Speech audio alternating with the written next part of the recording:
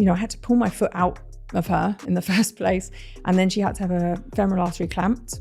You bleed out in a few minutes. And had to have a hamstring reattached as well. My goodness, so it's going through me listening yeah, to this. it was rough.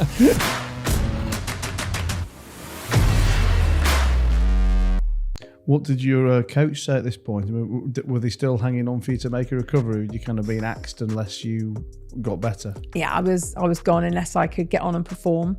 So I was back on the ice 6 weeks before Olympic qualifier. Oh, really? For the year before, so 2 years before the Olympics. So not the official Olympic, but if I didn't qualify then, I wouldn't get paid for the next year, and then I wouldn't be on the team, so then I wouldn't go to the Olympics. So I recovered and I had 2 years till my last Olympics.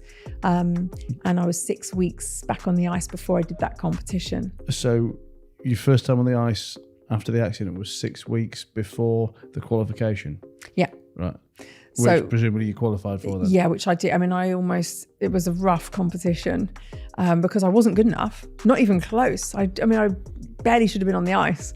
And I was in pain, and I'd had an epidural 4 days earlier, which, you have an epidural and you don't know if you're going to be able to feel your legs or not, but I was in too much pain to be able to skate without it. Oh, wow. So, but I had to do that competition. So I had a reputation for being a certain level and for being fast.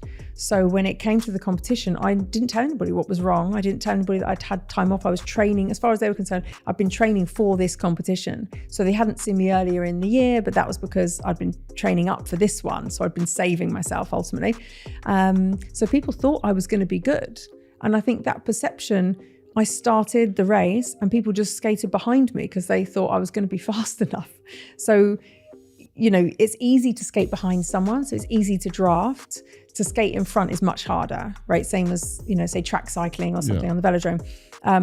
So second position is like a desired position to be in a race because you don't have to do the work. You're not vulnerable for everybody overtaking you. But then do you try and nick past them at the end? Yeah, basically you save it till the end because for the person in third place, it's very difficult to overtake two people on a small track. So second position is considered, the best place to be. And then, they'll try and overtake you at the end or at least protect their second position because 1 and 2 people qualify through to the next round.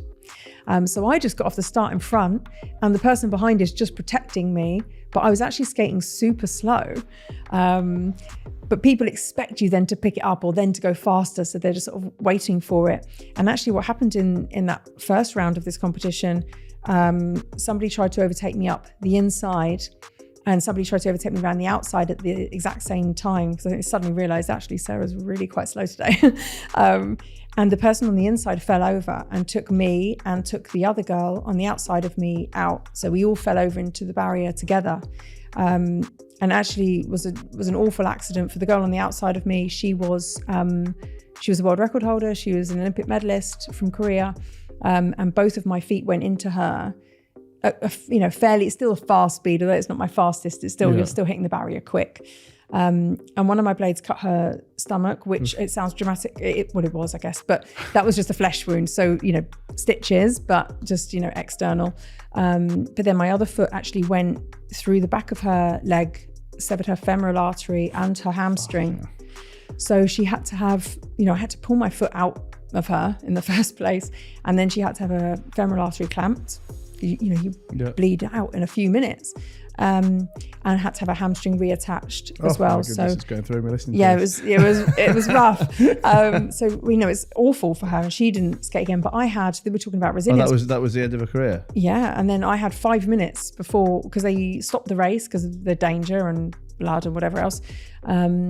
And then we had sort of 5 minutes where you just float around on the ice in the middle while they decide what they're going to do, and then we had to race again. So I don't even know if this girl's okay or not. Doesn't look okay. And the girl that caused the accident got sent off, so she got disqualified. So there's only 2 of us left on the ice, and 2 people get through, but they wanted to rerun the race so that the faster time gets the better lane draw for the next round. So yeah, we did the race again, and I had to just skate, and I flew because the adrenaline, I guess, and the sort of stress of it. And then I had the next race coming up, and I got through anyway. I had to make top 6 in the world to qualify. And that was to get back for the Olympics. Yeah, which I did, and I got 6th. And yeah, qualified for the next year ultimately. So that was a rough competition, but we did it. So the summary of all that is that after 15 months of injury, you took out the world champion in a violent injury to make sure that you could make the Olympics. Basically, yeah.